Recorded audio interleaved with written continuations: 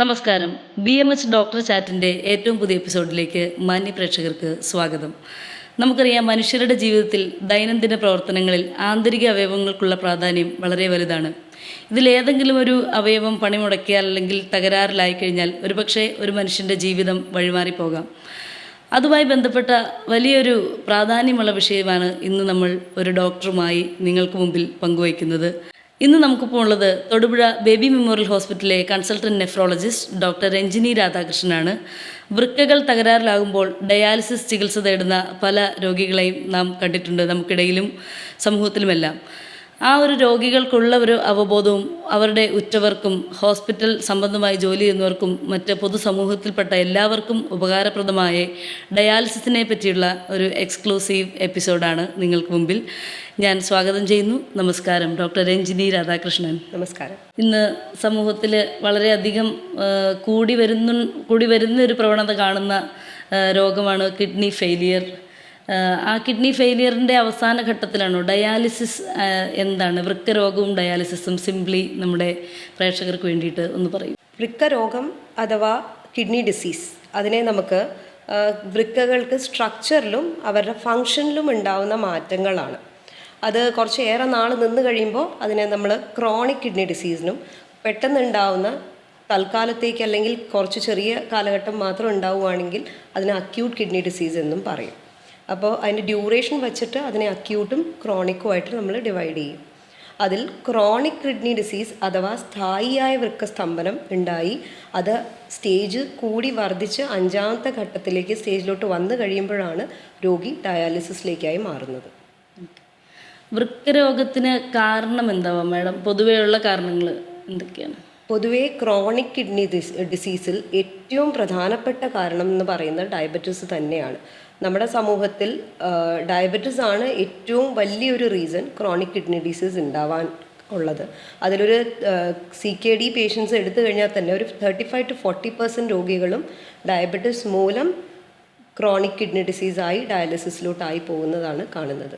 മറ്റു കാരണങ്ങൾ എന്ന് പറയുന്നത് നമ്മുടെ ഹൈപ്പർ ടെൻഷൻ, പിന്നെ അല്ലാണ്ട് വൃക്കകൾക്ക് തന്നെ വരുന്ന രോഗങ്ങളായ polycystic kidney disease, autoimmune disease, glomerulonephritis, കിഡ്നിയെ തന്നെ ബാധിക്കുന്ന പല അസുഖങ്ങൾ മൂലവും ക്രോണിക് കിഡ്നി ഡിസീസ് ആയി പോകാറുണ്ട് രോഗികൾ.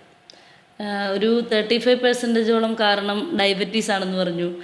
പക്ഷേ നമ്മുടെ നാട്ടിൽ ഏറ്റവും കൂടുതലുള്ളൊരു ഡിസീസും ഡയബറ്റീസാണ്. അപ്പോൾ ആളുകൾ ഈ കിഡ്നി രോഗത്തെക്കുറിച്ചുള്ള അവബോധം കുറവായതുകൊണ്ടാണോ ഡയബറ്റീസിനെ എന്തോ ഒരു ചെറുതായി കാണുന്നൊരു പ്രവണത കാണുന്നുണ്ട്? അതെ, പൊതുസമൂഹത്തിൽ നമുക്ക് എസ്പെഷ്യലി കേരളത്തിൽ അല്ലെങ്കിൽ ഇന്ത്യയിൽ തന്നെ, അതിൽ പ്രത്യേകിച്ച് എടുത്ത് പറയേണ്ടത് കേരളം ഡയബറ്റീസ് ക്യാപിറ്റൽ എന്ന് തന്നെ വിശേഷിപ്പിക്കാവുന്ന ഒരു സ്ഥലമാണ്. ഒരുപാട് നമുക്ക് ഡയബറ്റീസ് രോഗികളുണ്ട്. പക്ഷെ പലപ്പോഴും രോഗികളിൽ അവർക്ക്, എനിക്ക് തോന്നുന്നു ഇപ്പോൾ പിന്നെയും കുറച്ചുകൂടി ബോധവൽക്കരണം കാരണം വന്ന് കിഡ്നി, വൃക്കകൾ, പ്രോട്ടീൻ ലീക്ക് കാര്യങ്ങൾ ചെക്ക് ചെയ്യണമെന്ന് പറയാറുണ്ട്. അല്ലെങ്കിൽ പൊതുവേ ഡയബറ്റീസിനെ വെറും ഒരു ലഘുവായ വലിയ ബുദ്ധിമുട്ടില്ല, ഷുഗർ മാത്രമേ ഉള്ളൂ, പറയത്തക്ക അസുഖം ഇല്ല എന്ന് കൺസിഡർ ചെയ്യുന്ന രോഗികളെയാണ് നമ്മൾ അധികവും കാണാറുള്ളത്. മേ ബി അത് ഡയബറ്റീസിൻ്റെ ആ ഒരു സീരിയസ്നെസ്, അതിൻ്റെ കോംപ്ലിക്കേഷൻ എന്തൊക്കെ വരാം എന്നുള്ളതിനെക്കുറിച്ച് വലിയ ധാരണയില്ലാത്തതാവാം പ്രോബ്ലം. അല്ലെങ്കിൽ ഡയബറ്റീസ് ഉണ്ട്, എന്തൊക്കെയോ മരുന്ന് അതിന് കഴിക്കുന്നുണ്ട്, പക്ഷെ അത് കൃത്യമായിട്ട് ഷുഗർ കൺട്രോൾ ആണോ, അതിൻ്റെ കോംപ്ലിക്കേഷൻസ് വരുന്നുണ്ടോ എന്നുള്ള കാര്യങ്ങൾ നോക്കാത്തതിൻ്റെ കുഴപ്പങ്ങളും ആകാം. സോ ഡ്യൂറേഷനും കൺട്രോളും ഏറ്റവും ഇമ്പോർട്ടൻ്റ് ആണ്. മേ ബി അതിനത്രത്തോളം പ്രാധാന്യം കൊടുക്കാത്തതുകൊണ്ടാവാം നമ്മൾ കോംപ്ലിക്കേഷൻസ് അധികവും കാണുന്നത്. വൃക്കരോഗിയായ ഒരു വ്യക്തി ഡയാലിസിസിലേക്ക് പോകുന്നതിന് തൊട്ട് മുമ്പായി എത്രത്തോളം ആണ് അതിൻ്റെ ഒരു തീവ്രത ബാധിക്കുന്നത്? എങ്ങനെയാണ് ശരീരത്തെ, എന്താണ് പ്രകടമാകുന്നത് ഡയാലിസിസ് നമ്മൾ പ്രിഫർ ചെയ്യുന്നതിന് മുമ്പ്? ക്രോണിക് കിഡ്നി ഡിസീസ് എന്ന് പറയുമ്പോൾ അതിനെ നമുക്ക് കിഡ്നിയുടെ പ്രോട്ടീൻ ലീക്ക് എത്രത്തോളം മൂത്രത്തിൽ പോകുന്നു, പിന്നെ കിഡ്നിയുടെ GFR എന്ന് പറയും, ക്രിയാറ്റിൻ വെച്ചിട്ട് നമ്മൾ കാൽക്കുലേറ്റ് ചെയ്യുന്ന ഗ്ലോമറുലാർ ഫിൽട്രേഷൻ റേറ്റ് ആണ്. അപ്പോൾ ഇത് രണ്ടും കാൽക്കുലേറ്റ് ചെയ്തിട്ടാണ് നമ്മൾ ഏത് സ്റ്റേജിലാണ് രോഗി എന്നുള്ളത് തീരുമാനിക്കുന്നത്. അതിൽ ഒരു സ്റ്റേജ് 3 തൊട്ടേ പേഷ്യൻ്റ് ലക്ഷണങ്ങൾ വന്നു തുടങ്ങും. വളരെ ഏർലി സ്റ്റേജിലെല്ലാം ലക്ഷണങ്ങൾ എന്ന് പറയുന്നത് രാത്രി കാലങ്ങളിൽ ഒരുപാട് പ്രാവശ്യം മൂത്രം ഒഴിക്കാൻ എണീക്കുക, അളവിൽ കൂടുതൽ ചിലപ്പോൾ മൂത്രം പോവുക, അതിയായ ക്ഷീണം അനുഭവപ്പെടുക, അങ്ങനെയുള്ള ലക്ഷണങ്ങളായിരിക്കാം. കുറച്ചുകൂടി കഴിയും തോറും യൂറിയയും ക്രിയാറ്റിനും വർദ്ധിച്ചു വരും തോറും ശരീരത്ത് പിന്നെ ഛർദ്ദിക്കാൻ വരവ്, വിശപ്പില്ലായ്മ, അങ്ങനെയുള്ള ലക്ഷണങ്ങൾ കാണാറുണ്ട്. പിന്നെ കുറേയും കൂടി വർദ്ധിച്ചു വരുന്നവരും കാലിൽ നീര്, മുഖത്ത് നീര്, പിന്നെ ശ്വാസം മുട്ടൽ, അങ്ങനത്തെ ലക്ഷണങ്ങളെല്ലാം വരാറുണ്ട്. ഒരു രോഗി ഡയാലിസിസിലോട്ട് ആക്കണം അല്ലെങ്കിൽ തുടങ്ങണമെന്ന് തീരുമാനിക്കുന്ന നമ്മൾ രോഗലക്ഷണങ്ങൾ കണ്ടിട്ടും പിന്നെ ക്രിയാറ്റിൻ വാല്യൂസും എല്ലാം കൂടി ക്ലിനിക്കലി കോറിലേറ്റ് ചെയ്തിട്ടാണ്. യൂഷ്വലി ഒരു സ്റ്റേജ് 5 ആയി കഴിയുമ്പോഴത്തേക്കും നമ്മൾ രോഗിയോട് പറഞ്ഞു തുടങ്ങും ഡയാലിസിസിലോട്ട് ആയി പോകാൻ സാധ്യതയുണ്ട്, നമ്മൾ അതിന് പ്രിപ്പയർഡ് ആയിട്ട് ഇരിക്കണം എന്നുള്ളത്. വൃക്കകളുടെ തകരാറ് ബാധിച്ച് ഡയാലിസിസിലേക്ക് എത്തിപ്പെട്ട ഒരു പേഷ്യൻറ്റിന് തുടക്കത്തിൽ ഡയാലിസിസ് വേണ്ടി വരുമ്പോൾ എത്ര സൈക്കിൾ, അല്ലെങ്കിൽ ഓരോ വ്യക്തിയിലും അത് വ്യതിയാനപ്പെട്ടിരിക്കുമോ? എങ്ങനെയാണ് ഡയാലിസിസ് എത്ര എണ്ണം വരെ കൊടുക്കണം? സാധാരണഗതിയിൽ രോഗിക്ക് നമ്മൾ ഡയാലിസിസ് സ്റ്റാർട്ട് ചെയ്യുമ്പോൾ 2 ഡയാലിസിസ് ആഴ്ചയിൽ വെച്ചിട്ടാണ് സ്റ്റാർട്ട് ചെയ്യുക.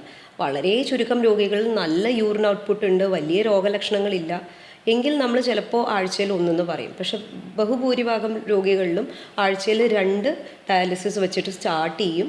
ചിലവരിൽ ഒരുപാട് ലക്ഷണങ്ങൾ കൂടുതലാണ്, നീര് കൂടുതൽ, ശ്വാസമുട്ടൽ കൂടുതൽ എങ്കിൽ നമ്മൾ ആഴ്ചയിൽ 3 പറയും. അപ്പോൾ നമ്മൾ യൂഷ്വലി 2 വെച്ച് സ്റ്റാർട്ട് ചെയ്യുന്നു, പിന്നീട് അത് ഫോളോ അപ്പ് ചെയ്ത് ചില രോഗികളിൽ ആഴ്ചയിൽ 3 ഡയാലിസിസ് ആണ് നമ്മൾ റെക്കമെൻഡ് ചെയ്യുന്നത്. ഡയാലിസിസ് എന്ന് പറയുന്ന പ്രോസസ്സ് കേട്ടിട്ടുണ്ട്, എന്നിരുന്നാലും ഒരു 2-3 മണിക്കൂറുകൾക്കൊക്കെ അപ്പുറം വേണ്ട ഒരു പ്രോസസ്സാണെന്ന് കേട്ടിട്ടുണ്ട്. എന്താണ് ഡയാലിസിസിൽ ചെയ്യുന്ന ഒരു പ്രോസസ്സ് മാഡം ശരീരത്തിൽ? ഓക്കെ, വൃക്ക തകരാറിലാവുമ്പോൾ നമ്മുടെ വൃക്കകൾ ശരീരത്ത് ചെയ്യുന്ന പല പ്രവർത്തനവും നടക്കുന്നില്ല. അതായത് നമ്മുടെ ശരീരത്തിൽ ഉണ്ടാകുന്ന പല വേസ്റ്റും പിന്നെ ഇലക്ട്രോലൈറ്റ്സും പിന്നെ യൂറിൻ ഫ്ലൂയിഡും എല്ലാം പുറത്തോട്ട് നമുക്ക് പുറന്തള്ളാൻ പറ്റുന്നില്ല. അപ്പോൾ ഇതെല്ലാം ശരീരത്തിൽ കെട്ടി നിന്നിട്ട് ആ ടോക്സിക് യുറീമിക് ടോക്സിൻസ് എന്ന് പറയും, ആ ഒരു ടോക്സിൻസ് കാരണമുള്ള ലക്ഷണങ്ങളാണ് ശരീരത്തിൽ കാണപ്പെടുന്നത്. അപ്പോൾ ഡയാലിസിസ് പ്രക്രിയയിലൂടെ നമ്മൾ ഈ ടോക്സിൻസിനെയും ഈ ഫ്ലൂയിഡിനെയും പുറത്തോട്ട് കളയാനാണ് ഒരു മെഷീൻ്റെ സഹായത്തോടുകൂടി ചെയ്യുന്നത്. അതിൽ പ്രധാനമായിട്ടും ഒരു നീഡിൽ വഴി പുറത്തോട്ട് ബ്ലഡ് എടുക്കുകയും ആ ബ്ലഡ് ഒരു ഫിൽറ്റർ, ഡയാലിസിസ് ഫിൽറ്റർ എന്ന് പറയും, ആ ഫിൽറ്ററിലൂടെ ബ്ലഡ് പാസ് ചെയ്യുകയും ചെയ്യും. ആ ഫിൽറ്ററിന് എതിർവശേ അതിൻ്റെ പുറമെ നമ്മുടെ ഡയാലിസിസ് ഫ്ലൂയിഡ് പോകുന്നുണ്ട്. അപ്പോൾ ഈ ഒരു ഡിഫ്യൂഷൻ വഴി ബ്ലഡിൻ്റെ അകത്തുള്ള ടോക്സിൻസ് ഡയാലിസിസ് ഫ്ലൂയിഡിലോട്ട് പോവുകയും ശരീരത്തിലുള്ള ടോക്സിൻസ് പുറന്തള്ളപ്പെടുകയും ചെയ്യാം. അതിൽ കുറേയൊക്കെ നമ്മുടെ ഫ്ലൂയിഡും റിമൂവ് ചെയ്യുന്നുണ്ട് നമ്മൾ. അപ്പോൾ ബേസിക്കലി ടോക്സിൻസും ഫ്ലൂയിഡും നമ്മളൊരു മെഷീൻ്റെ സഹായത്തോടു കൂടി പുറത്തേക്ക് തള്ളുന്നു. ബ്ലഡാണോ ആക്ച്വലി പുറന്തള്ളുന്നത്? നമ്മളൊരു ക്യാനുല വഴി ബ്ലഡാണ് പുറത്തേക്ക് എടുക്കുന്നത്. ആ ബ്ലഡ് നമ്മളൊരു ഫിൽറ്ററിലേക്ക് പാസ് ചെയ്യുന്നു. എന്നിട്ട് ആ ഫിൽറ്റർ നമ്മുടെ ഫിൽറ്ററിലുള്ള ബ്ലഡിന് ചുറ്റും ഡയാലിസിറ്റ് ഫ്ലൂയിഡ് എന്ന് പറഞ്ഞൊരു ഫ്ലൂയിഡ് ഉണ്ട്. അപ്പോൾ ഈ ബ്ലഡിലുള്ള ടോക്സിൻസ് എല്ലാം ഡിഫ്യൂസ് ചെയ്ത് ഫ്ലൂയിഡിലോട്ട് പോകും. എന്നിട്ട് ആ ഫ്ലൂയിഡ് പുറത്തേക്ക് പോകുന്നു, ബ്ലഡ് തിരിച്ച് ശരീരത്തോട്ട്, പ്യൂരിഫൈഡ് ആയ ബ്ലഡ് ശരീരത്തോട്ട് കയറ്റുന്നു. സിമ്പിൾ ലാംഗ്വേജിൽ പറഞ്ഞാൽ ഇറ്റ് ഈസ് എ പ്യൂരിഫിക്കേഷൻ. നമ്മൾ ഫിൽറ്റർ വഴി പാസ് ചെയ്തിട്ട് ബോഡിയിലേക്ക് തിരിച്ച് ആ ബ്ലഡ് കയറ്റുന്നു. അപ്പോൾ ഇതിൽ ടോക്സിൻസും റിമൂവ് ചെയ്യും, അതിൻ്റെ കൂട്ടത്തിൽ യൂറിൻ ഇല്ല പേഷ്യൻ്റ്. അപ്പോൾ ഫ്ലൂയിഡ് കൂടുതലാണ് ശരീരത്ത്. അപ്പോൾ ആ ഫ്ലൂയിഡ് റിമൂവൽ അൾട്രാ ഫിൽട്രേഷൻ എന്ന് പറയും, അതും നമ്മൾ റിമൂവ് ചെയ്യുന്നുണ്ട്. വേദനയുള്ളൊരു പ്രോസസ്സാണോ മാഡം ഡയാലിസിസ്? ഡയാലിസിസ് 2 രീതിയിൽ ഉള്ള ലൈക്ക് ആക്സസ് വഴിയാണ് നമ്മൾ ചെയ്യുന്നത്. അതിൽ അധികവും രോഗികളിൽ AV ഫിസ്റ്റുലയാണ് ഉള്ളത്.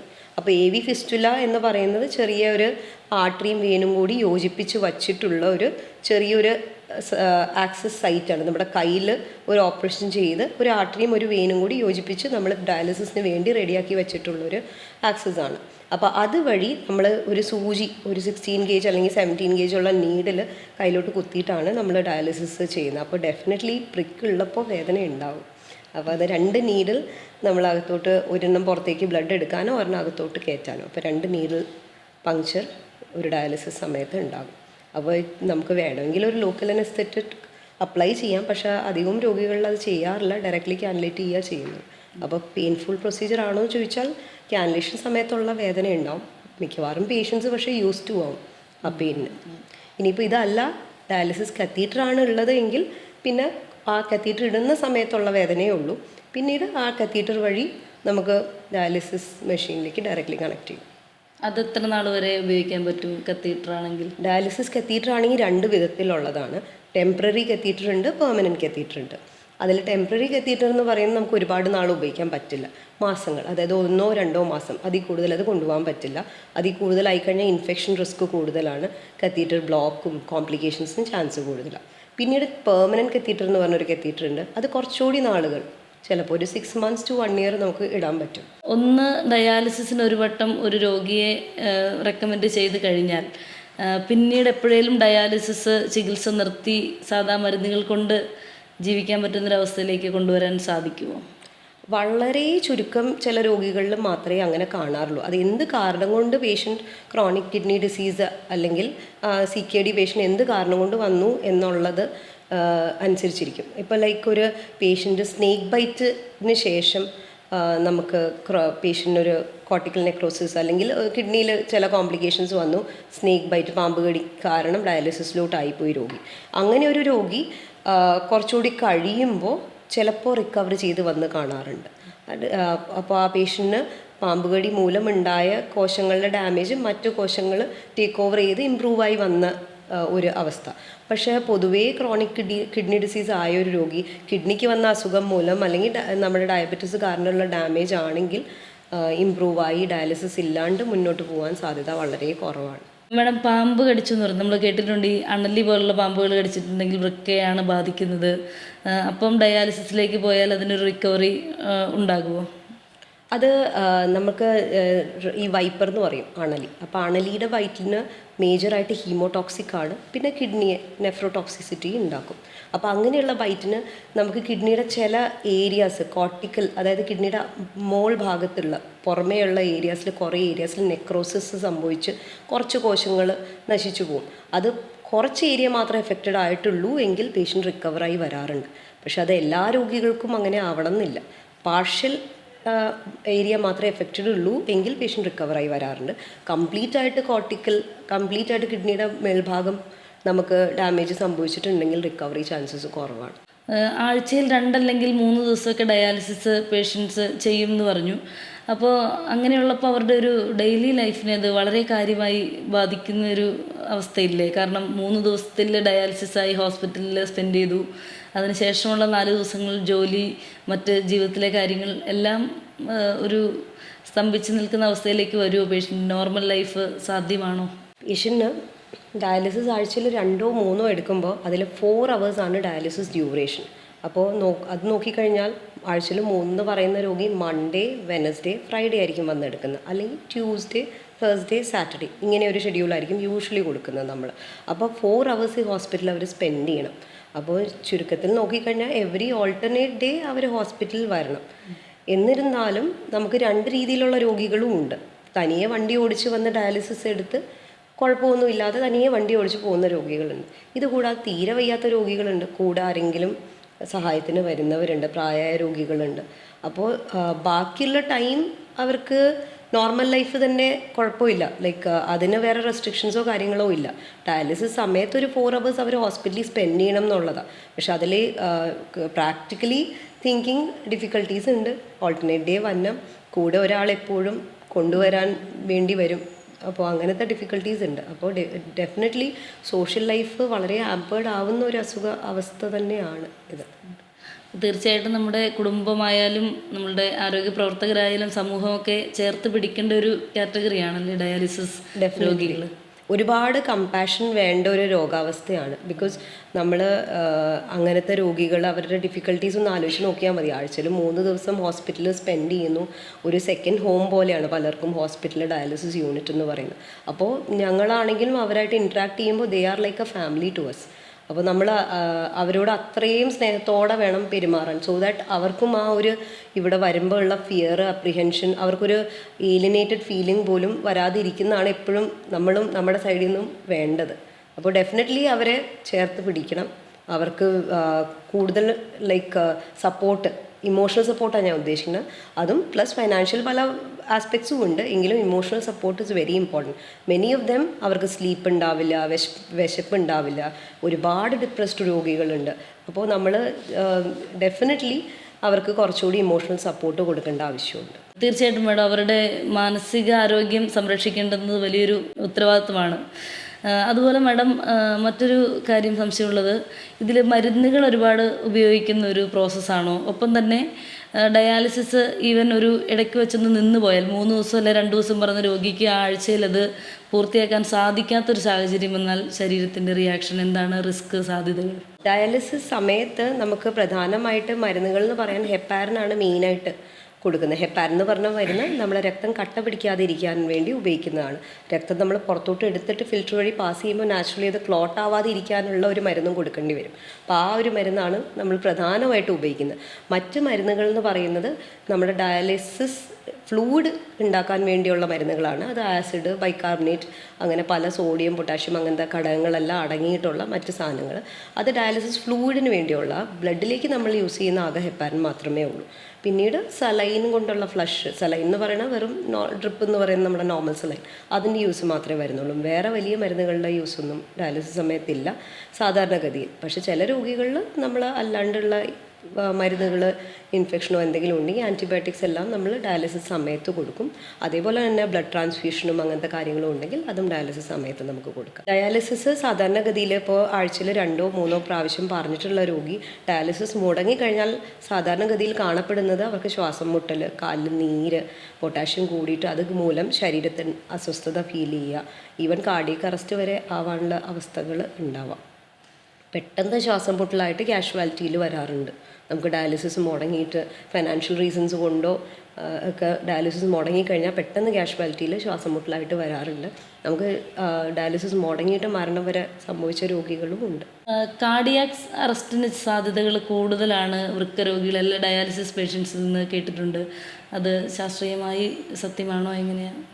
അതെ, നമുക്ക് ഡയാലിസിസ് എടുക്കുന്ന രോഗികളിൽ കാർഡിയക് റിസ്ക് വളരെ കൂടുതലാണ്. അതായത് കൊറോണറി ആർട്ടറി ഡിസീസ് എന്ന് പറയുന്ന നമ്മുടെ ഹാർട്ടിലേക്കുള്ള രക്തോട്ടം, രക്തക്കുഴലുകളിൽ ഫാറ്റ് അടിഞ്ഞ് ബ്ലോക്ക് ഉണ്ടായി അറ്റാക്ക് ഉണ്ടാവാനുള്ള സാധ്യതകൾ വളരെ കൂടുതലാണ് ഹീമോഡയാലിസിസ് എടുക്കുന്ന രോഗികളിൽ. വൃക്കരോഗം വരുമ്പോഴേ അതിൻ്റെ സാധ്യതകൾ ഒരുപാട് കൂടുതലാണ്. അത് കൂടാതെ തന്നെ ഡയാലിസിസ് സമയത്ത് BP ക്കുള്ള വേരിയേഷൻസ് ഒരുപാട് കൂടുതലായിരിക്കും. അതായത് BP കുറഞ്ഞു പോകാനും ഒരുപാട് കൂടി പോകാനുള്ള സാധ്യതകൾ വളരെ അധികമാണ് ഡയാലിസിസ് സമയത്ത്. അപ്പോൾ ഈ BP താന്നു പോകുന്ന സമയത്ത് ഹാർട്ടിലേക്കുള്ള രക്തോട്ടം കുറയുകയും അറ്റാക്ക് ഉണ്ടാവാനും ചാൻസ് കൂടുതലാണ്. അത് മാത്രമല്ല അറിത്മിയാസിൻ്റെ റിസ്ക്, അറിത്മിയ എന്ന് പറയുമ്പോൾ ഹാർട്ടിൻ്റെ ബീറ്റ് താളം തെറ്റി ബീറ്റ് ചെയ്യുക, അങ്ങനെ ഉള്ള അവസ്ഥകളും കൂടുതലാണ് ഡയാലിസിസ് രോഗികളിൽ. പിന്നെ ഈ പറഞ്ഞ പോലെ ഡയാലിസിസ് മിസ് ചെയ്ത് കഴിയുമ്പോൾ പൊട്ടാഷ്യം ക്രമാതീതമായിട്ട് കൂടും. പൊട്ടാഷ്യം ഒരുപാട് കൂടുമ്പോൾ ഉള്ള വലിയൊരു റിസ്ക് സഡൻ കാർഡിയക് അറസ്റ്റ് ഉണ്ടാവാം എന്നുള്ളതാണ്.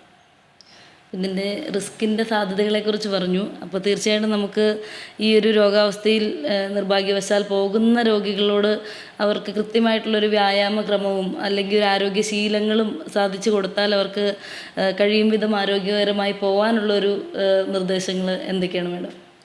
ഡയാലിസിസ് ആയിക്കഴിഞ്ഞാൽ പിന്നെ നമ്മൾ രോഗികളോട് പൊതുവേ പറയാനുള്ളത് നല്ല രീതിയിൽ ആഹാരം കഴിക്കണമെന്നുള്ളതാണ്. കാരണം ഓരോ ഡയാലിസിസ് കഴിയും തോറും പലപ്പോഴും പ്രോട്ടീൻ ലോസ് ഉണ്ടാവും. ഡയാലിസിസ് നമ്മൾ എടുക്കുമ്പോൾ ഹീമോഗ്ലോബിനൊക്കെ കുറഞ്ഞു പോകാൻ സാധ്യത, കൃത്യമായിട്ട് നന്നായിട്ട് ആഹാരം കഴിച്ചില്ല എങ്കിൽ. അപ്പോൾ അങ്ങനത്തെ രോഗികളിൽ ക്ഷീണവും ഒക്കെ കൂടുതലായിരിക്കും. അപ്പോൾ നമ്മൾ എന്ത് പറയും, അധികവും നല്ല രീതിയിൽ സാധാരണ രീതിയിലുള്ള ആഹാരങ്ങൾ കഴിക്കാൻ പറയും. പിന്നെ വിത്ത് ലിറ്റിൽ കോഷൻ, അതായത് നമ്മുടെ ഫ്രൂട്ട്സിൽ ഒരുപാട് പൊട്ടാഷ്യം അടങ്ങിയിട്ടുണ്ട്. അപ്പോൾ ഫ്രൂട്ട്സ് എല്ലാം കുറച്ച് റെസ്ട്രിക്റ്റ് ചെയ്ത് കഴിക്കാൻ പറയും. പിന്നെ പറ്റുന്ന രീതിയിൽ നന്നായിട്ട് ആഹാരം, പ്രോട്ടീൻ ഇൻടേക്ക് നന്നായിട്ട് എടുക്കാൻ തന്നെയാണ് പറയുന്നത്. ഡയാലിസിസിന് മുന്നേ ഒരുപാട് ഡയറ്റ് റെസ്ട്രിക്ഷൻസ് പറയാറുണ്ട് പേഷ്യൻസിനോട്, പ്രത്യേകിച്ച് പ്രോട്ടീൻ്റെ റെസ്ട്രിക്ഷൻ. പക്ഷേ ഡയാലിസിസിലോട്ട് ആയതിനു ശേഷം കുറച്ചുകൂടി ലിബറലാണ് നമ്മൾ, കുറച്ചുകൂടി നന്നായിട്ട് പ്രോട്ടീൻ കഴിക്കാനാണ് പറയുന്നത്. നമ്മുടെ വെയിറ്റ് ലോസ് ഉണ്ടാവാതെ വെയിറ്റ് മെയിൻറ്റെയിൻ ചെയ്യണം എന്നാണ് നമ്മൾ പറയുന്നത് ഡയാലിസിസ് ആയിക്കഴിഞ്ഞാൽ. നമ്മുടെ സമൂഹത്തിൽ കണ്ടുവരുന്ന ഒരു പ്രധാനപ്പെട്ട കാര്യമാണ് ഞാൻ ചോദിക്കുന്നത്. ഡയാലിസിസ് എടുക്കുന്ന രോഗികൾ മദ്യപാനം, പുകവലി തുടങ്ങിയ ശീലങ്ങളുള്ളവരാണെങ്കിൽ അത് ഒരു ഹൈ റിസ്ക് ഫാക്ടറാണോ? ഡെഫിനറ്റ്ലി ഒരു ഹൈ റിസ്ക് ആണ്. സ്മോക്കിംഗ് പ്രത്യേകിച്ച് എടുത്ത് പറയണം. സ്മോക്കിംഗ് ഉണ്ടെങ്കിൽ അല്ലെങ്കിൽ CKD പ്രോഗ്രഷന് റിസ്ക് കൂടുതലാണ്. Alcohol as such is not recommend. പല കിഡ്നി ഡിസീസിൻ്റെ പ്രോഗ്രഷനും അത് രണ്ടും റിസ്ക് ഫാക്ടറാണ്. പോരാത്തതിന് ക്യാൻസർ പോലെയുള്ള അസുഖങ്ങളുടെ റിസ്ക്കും ഒരുപാട് കൂടും നമ്മളിതെല്ലാം ചെയ്യുന്നുണ്ടെങ്കിൽ. യൂസ് ചെയ്യുന്നുണ്ടെങ്കിൽ. അതുകൂടാതെ ഹാർട്ടിൻ്റെ അസുഖങ്ങൾ അല്ലെങ്കിൽ CKD പേഷ്യൻസ് എന്ന് പറയുമ്പോൾ നമുക്ക് അറ്റാക്ക് വരാനുള്ള റിസ്ക് നേരത്തെ പറഞ്ഞ പോലെ തന്നെ കൂടുതലാണ്. അതിൻ്റെ കൂട്ടത്തിൽ സ്മോക്കിങ്ങും ആൽക്കഹോളും കൂടി ഉണ്ടെങ്കിൽ ആഡഡ് റിസ്ക് ഫാക്ടറാണ്. അപ്പോൾ ഡെഫിനറ്റ്ലി വരാനുള്ള സാധ്യത ഒരുപാട് കൂടുതലാണ്. വൃക്ക തകരാറിനായി ഡയാലിസിസിലെത്തിയ ഒരു രോഗി നിർഭാഗ്യവശാൽ ജീവിതകാലം മുഴുവൻ അവരുടെ ജീവിതയാത്രയ്ക്കൊപ്പമുള്ള ഒരു കാര്യമായി മാറി ഡയാലിസിസ് ചികിത്സ. തീർച്ചയായിട്ടും വലിയ ബുദ്ധിമുട്ടുള്ള കാര്യമാണ്. എത്രത്തോളം അപ്പോൾ ഈ ട്രാൻസ്പ്ലാന്റേഷൻ, വൃക്ക മാറ്റിവെക്കൽ സർജറി എത്രത്തോളം നമ്മുടെ നാട്ടിൽ സാധാരണമായി, അതിൻ്റെ സാധ്യതകൾ എന്തൊക്കെയാണ്, അല്ലെങ്കിൽ അതിൻ്റെ തടസ്സങ്ങൾ എന്തൊക്കെയാണ് ചെയ്യുന്നതിലേക്കായി ഒരു രോഗി ഫേസ് ചെയ്യുന്നത്? നമുക്ക് ക്രോണിക് കിഡ്നി ഡിസീസ് സ്റ്റേജ് 5ൻ്റെ ഏറ്റവും ബെസ്റ്റ് ട്രീറ്റ്മെൻറ്റ് എന്ന് പറയുന്നത് ഡെഫിനറ്റ്ലി കിഡ്നി ട്രാൻസ്പ്ലാന്റ് തന്നെയാണ്. നമുക്കൊരു രോഗിക്ക് നല്ലൊരു ഫാമിലിയിൽ തന്നെ റിലേറ്റഡ് ആയിട്ടുള്ള ഒരു ഡോണർ, മാച്ചിങ് ഡോണർ ഉണ്ട് എങ്കിൽ പലപ്പോഴും നമുക്ക് വേണമെങ്കിൽ ഡയാലിസിസിലേക്കായി പോകുന്നതിന് മുമ്പ് തന്നെ ട്രാൻസ്പ്ലാന്റിനെ കുറിച്ച് ചിന്തിച്ച് തുടങ്ങാം. അല്ലെങ്കിൽ പ്രീഎംപ്റ്റീവ് ട്രാൻസ്പ്ലാന്റ് എന്ന് പറയും. അതായത് even before dialysis is started നമുക്ക് വേണമെങ്കിൽ ട്രാൻസ്പ്ലാന്റിലേക്ക് പോകാം. അപ്പോൾ transplant is definitely A better option. പലപ്പോഴും അതിലേക്ക് നമുക്ക് പല രോഗികൾക്കും എത്തിപ്പെടാൻ പറ്റാത്തതിൻ്റെ മേജർ റീസൺ ഫൈനാൻഷ്യലാണ്. സെക്കൻഡ്ലി നമുക്ക് ഫാമിലിയിൽ റിലേറ്റഡ് ഡോണേഴ്സ് ഉണ്ടാവില്ല, മാച്ചിങ് ഡോണേഴ്സ് കിട്ടാനില്ല, അങ്ങനത്തെ ഡിഫിക്കൽട്ടിയാണ്. പിന്നെ ഇതിനൊരു നല്ല പരിഹാരം എന്ന് പറയുന്നത് ഡിസീസ് ഡോണർ ട്രാൻസ്പ്ലാന്റാണ്. നമ്മുടെ സമൂഹത്തിൽ ഡിസീസ് ഡോണർ ട്രാൻസ്പ്ലാന്റ് എന്ന് പറയുന്ന അത്ര അങ്ങോട്ട് സക്സസ്ഫുള്ളി റണ്ണിങ് പ്രോഗ്രാം അല്ല. അത് നല്ല സക്സസ്ഫുള്ളി റണ്ണിങ് ആയിരുന്നെങ്കിൽ പല രോഗികൾക്കും അതൊരു ആശ്വാസമായേനെ. അപ്പം തീർച്ചയായിട്ടും നമുക്ക് ഈ മേഡം പറഞ്ഞ അടുത്ത ക്ലോസ് റിലേറ്റീവ്സിൻ്റെ ആണ് ഏറ്റവും ക്രോസ് മാച്ചിങ് ചെയ്യുന്ന വൃക്കകളെന്ന്. അപ്പോൾ അതിനവർ വില്ലിങ് ആയാൽ തന്നെ ഭയപ്പെടുത്തുന്ന ഒരു കാര്യം മേ ബി നമുക്ക് 2 വൃക്കകളിൽ ഒരെണ്ണം ഒരാൾക്ക് കൊടുത്തു, ഒരെണ്ണം കൊണ്ട് നമുക്ക് ജീവിക്കാൻ ആരോഗ്യപൂർവ്വം സാധിക്കുമോ, അല്ലെങ്കിൽ നോർമൽ ലൈഫ് രണ്ടാൾക്കും, സ്വീകരിക്കുന്ന ആൾക്കും ദാതാവിനും പറ്റുമോ എന്നുള്ളൊരു സംശയം കൊണ്ടാവാം ചിലപ്പോഴൊന്നും നടക്കാത്തത്. അതിലെ മെഡിക്കൽ വശമൊന്ന് നിർദ്ദേശിക്കുമോ? നമുക്ക് യൂഷ്വലി നമ്മൾ ഒരു ഡോണറിനെ സെലക്ട് ചെയ്യുന്നത് എല്ലാം തറോ വർക്കപ്പിന് ശേഷമാണ്. അവ donors are very healthy people.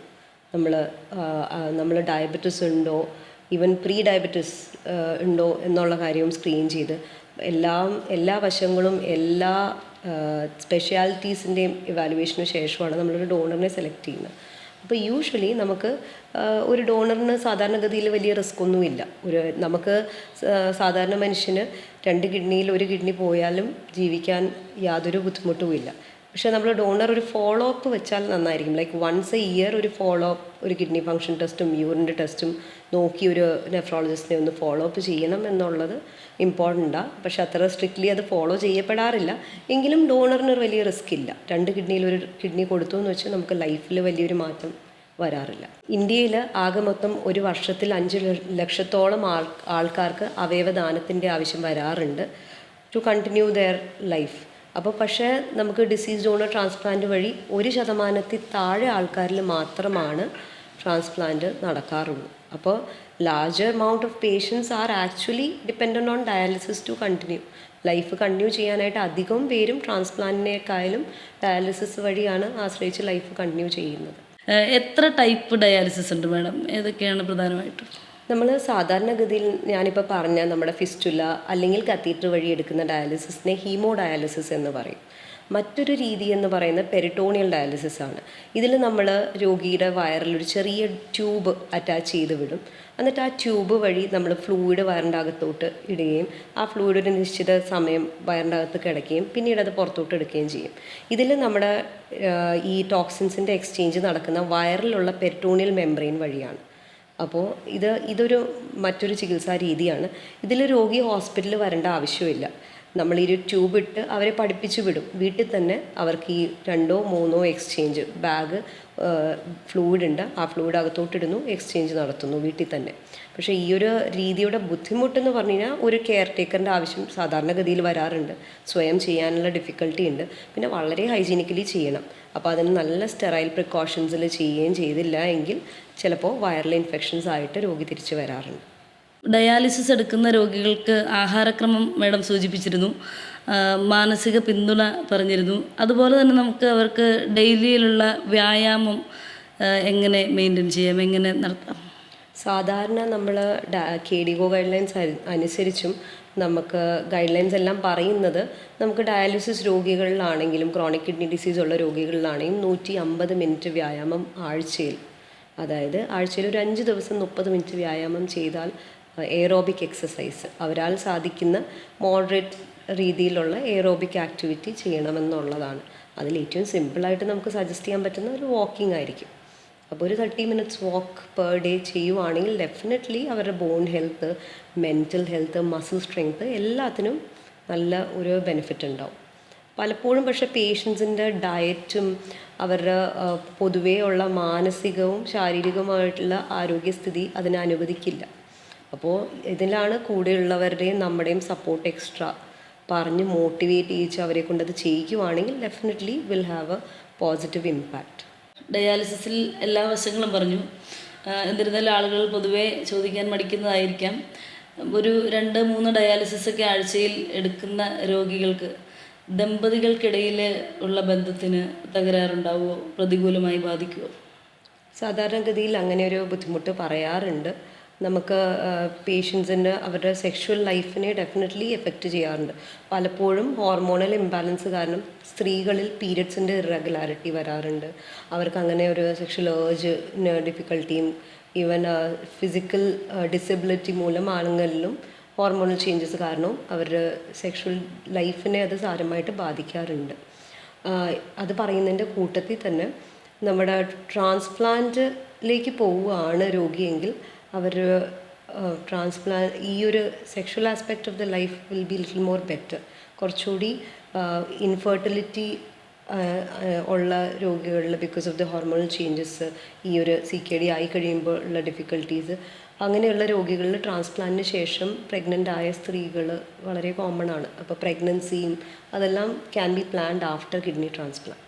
ഡയാലിസിസിലേക്ക് ഒരു രോഗി എപ്പോൾ കടന്നു കഴിഞ്ഞാൽ കുറേ കാര്യങ്ങൾ നമുക്ക് ആരോഗ്യപരമായി മെഡിക്കൽ സപ്പോർട്ടോടെ നിന്നാലും കുറേ അധികം കാര്യങ്ങൾ കോംപ്രമൈസ് ചെയ്യേണ്ട ഒരു അവസ്ഥയുണ്ടല്ലേ.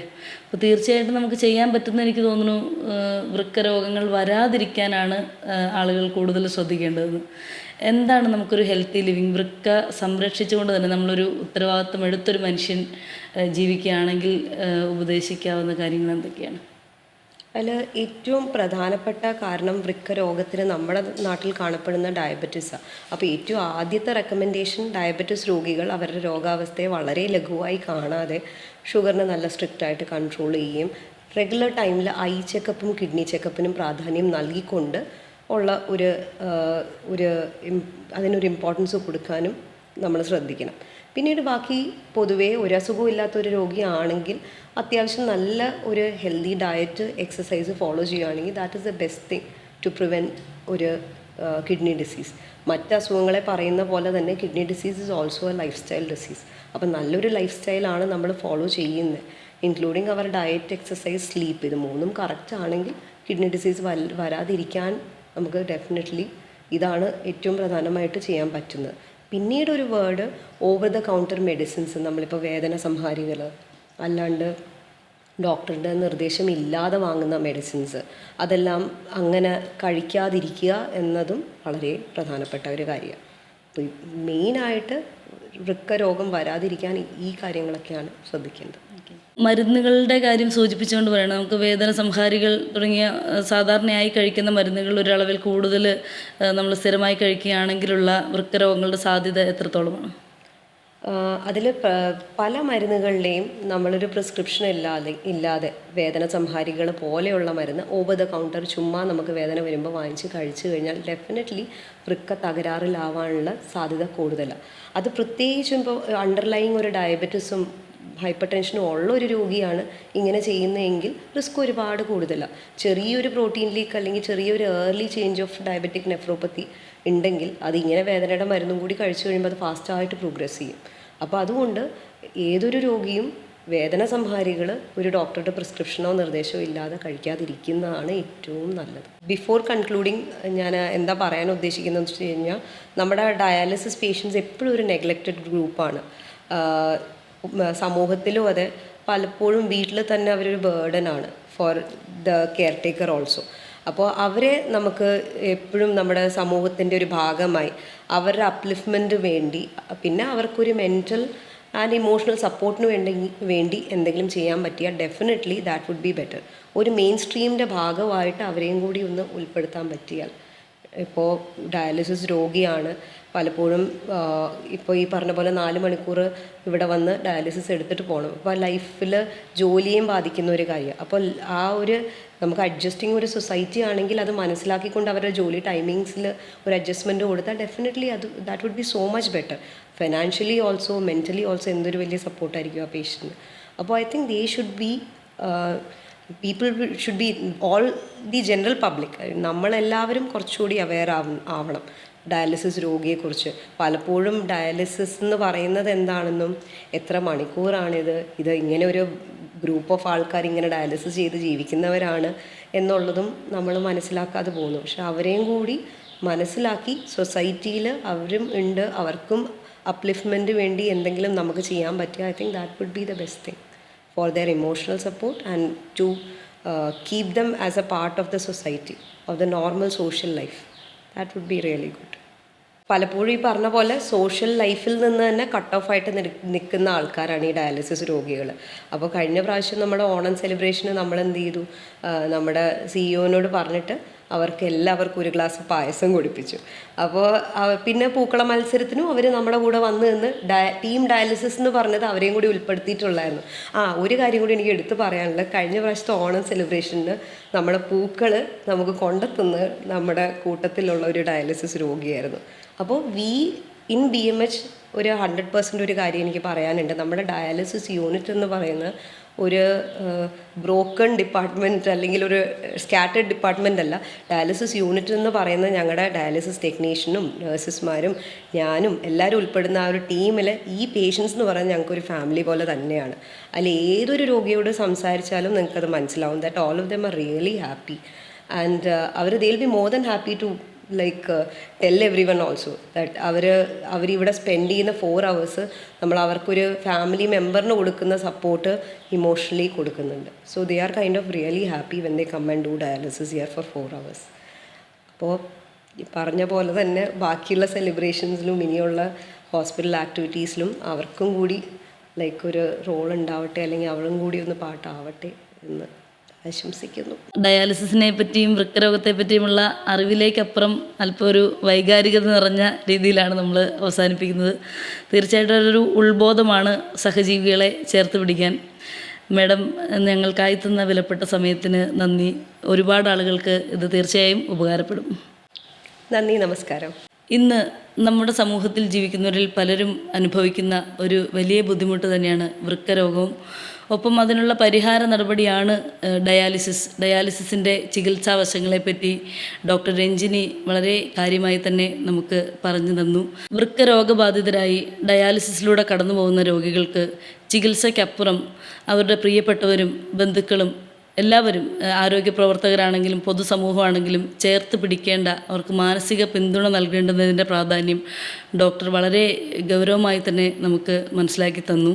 തീർച്ചയായിട്ടും ആ ഒരു ധാർമ്മിക ബോധം എല്ലാവരും സൂക്ഷിക്കേണ്ടതാണ്. നമ്മളുടെ ചുറ്റുമുള്ള രോഗബാധിതരായിട്ടുള്ള ആളുകളെ നമുക്ക് നമ്മോടൊപ്പം ചേർത്ത് നിർത്താം. ഏറെ ഉപകാരപ്രദമായ മറ്റൊരു എപ്പിസോഡുമായി കാണും വരെ this is Arya boss signing off.